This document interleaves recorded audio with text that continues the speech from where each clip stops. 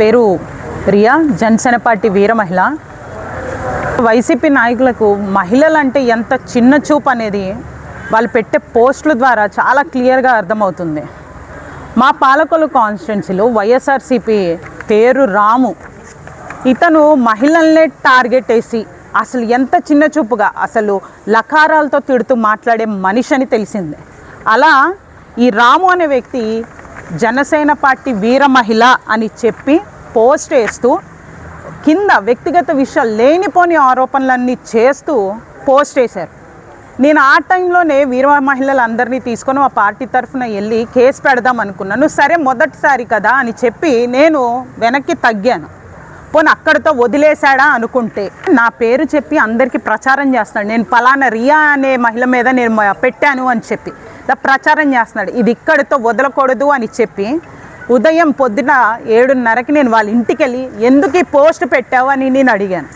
నేనే పెట్టాను, ఇప్పుడు ఏంటి అని ఇలా మాట్లాడుతూనే లకారాలతో దూషిస్తూనే నా మీద వస్తూ ఉన్నాడు.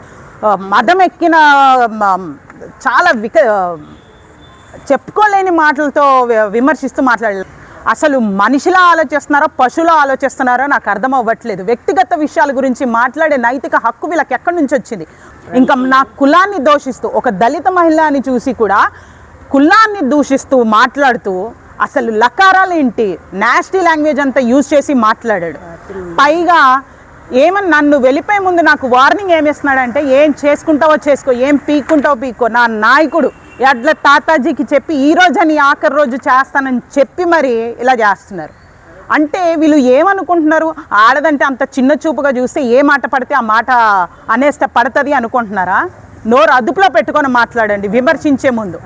ఒక్కొక్కడికి దవడ పగిలిపోతుంది. అది వీర మహిళ అనే కాదు, ఏ మహిళ అయినా, నీ పార్టీ మహిళ అయినా, నీ ఇంటి మహిళ అయినా, నా ఇంటి మహిళ అయినా, ఏ పార్టీ అయినా, టీడీపీ అవని, జనసేన అవని, వైసీపీ అవని, బీజేపీ అవని, ఏ మహిళలైనా గౌరవించడం మన సాంప్రదాయం.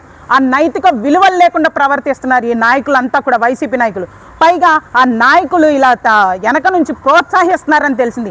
ఇలాంటి నాయకత్వం ప్రోత్సహిస్తూ మహిళల్ని ఇంత కించపరిచేలాగా మాట్లాడడం, ప్రోత్సహించడం ఏ నాయకత్వం అనిపించుకుంటారు మీరంతా కూడా? పైగా వాళ్ళ అమ్మగారితోటి నేను ఇక్కడ మాట్లాడేసి వెళ్ళిపోయిన తర్వాత వాళ్ళ అమ్మగారితోటి అక్కడ బాధ కలిగింది. ఆయన మాట్లాడిన మాటలు, ఒక మహిళగా అలాంటి మాటలు మాట్లాడచ్చు ఒక మహిళలతో? లకారాలతోనా? అలా మాట్లాడారని చెప్పి బాధ కలిగి నేను పోలీస్ స్టేషన్కి వచ్చి నేను ఇక్కడ కంప్లైంట్ పెడుతుంటే ఈ లోపే ఈ రాము అనే వ్యక్తి వాళ్ళ అమ్మగారితోటి వీడియో చేయించారు. ఆవిడ ఆ వీడియోలో అంటారు, మమ్మల్ని ఎందుకు మీ వీధికి లాగుస్తున్నారు, మేము పార్టీలోనే పని చేసాము కదా అని చెప్పి వీడియో చేసి మాట్లాడారు. నాకు తెలియక అడుగుతున్నాను, అమ్మా మీరు మహిళే కదా, తోటి మహిళని నీ కొడుకు ఎలా మాట్లాడుతున్నాడు అనేది ముందు తెలుసుకోవాలి కదా. ఎలాంటి కించపరిచి మాటలు మాట్లాడుతున్నారో మీరు చూశారు కదా. మీ పెంపకం ఇదేనా అమ్మా? ఒక మనిషి, నీ ఇంట్లో కూడా ఆడబిడ్డలు ఉన్నారు కదా, నీ ఇంట్లో ఆడబిడ్డల గురించి ఎవరైనా ఇలా వ్యక్తిగతంగా లకారాలతో మాట్లాడుతూ దూషిస్తూ ఉంటే నువ్వు చూస్తూ కూర్చుంటారా?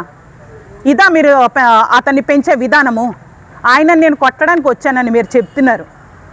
ఇది ఏమైనా పద్ధతిగా అనిపిస్తుందా? సాటి మహిళగా ఆలోచించి ఇలాంటి మహిళలతో ఇలా ప్రవర్తించడం తప్పు అని ఖండించాల్సింది పోయి మీరు ఆయనకి వత్తాసు పలుకుతూ వీడియో చేయడం చాలా మూమాటికి 100% తప్పు. అది మీరు తెలుసుకోవాలని నేను మనస్ఫూర్తిగా కోరుకుంటున్నాను. కేసు పెట్టాను, పోలీసులు అతని అదుపులోకి తీసుకుంటారు. ఖచ్చితంగా శిక్ష పడే వరకు నేను ఇది ఊరుకోను.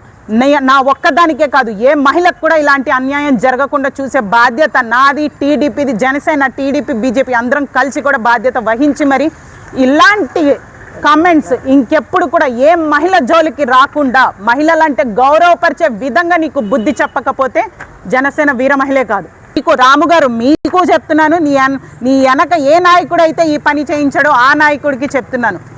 వ్యక్తిగత విమర్శతో ఎదుర్కొంటున్నావంటే నీ నాయకత్వం ఎంత కింద స్థాయిలో ఉందో తెలుసుకో.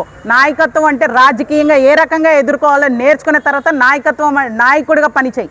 అంతేకాని ఇలాంటి చీప్ ట్రిక్ పాలిటిక్స్ ప్లే చేసి ఇంకా దిగజారున్నావు, ఇంకా భూమి స్థాపానికి వెళ్ళిపోయి దిగజారే నాయకత్వం తెప్పించుకోకు. మీ నాయకత్వం ఏ స్థాయిలో ఉందంటే స్వయాన మీ అధిష్టానం, మీ అధినాయకుడే చెప్పేది, ఆయన నిర్ణయించేశారు. ఇక్కడ పాలకొల్లు కాన్స్టిట్యున్సీలో మీ నాయకత్వం సరైనది కాదు అని తెలిసే, ఆ నాయకత్వ లక్షణాలు లేవని తెలిసే పక్కన భీమవరం కాన్స్టిట్యున్సీలో ఉన్న ఇన్ఛార్జ్ నాయకుని తీసుకొచ్చి ఇక్కడ ఇన్ఛార్జ్ చేశారు. అది మీ స్థాయి. ముందెళ్ళి అది సంపాదించుకోండి. అర్థమవుతుందా? నేను మీకు ఒకటే చెప్తున్నాను, ఒక్కదాన్ని వీర మహిళగా నేను ఎక్కడ నిలబడి పోరాటం చేస్తున్నాను.